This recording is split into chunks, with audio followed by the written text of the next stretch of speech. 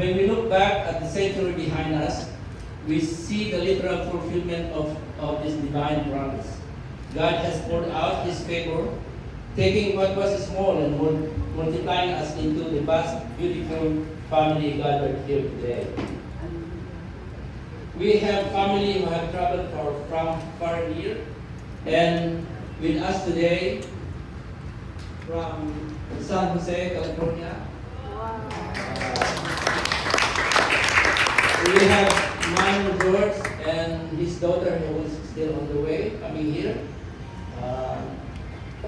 Gemma's family, her husband Geoffrey, and their beautiful children, Giselle, Giorgio, Jordan, and Diana. We can only wish that Madam Gloria and Gina, George Sr., Vida, Gracia, and the rest of the family are with us today. From Las Vegas, Nevada, we welcome Dailin and Joshua. We wish to deeply that Madam Dave and Madam Arlene, their parents, are also here with us today. From Honolulu, Hawaii, we send our thoughts to Madam Zeni and family, how we wish they could be here with us today. And even from across the ocean,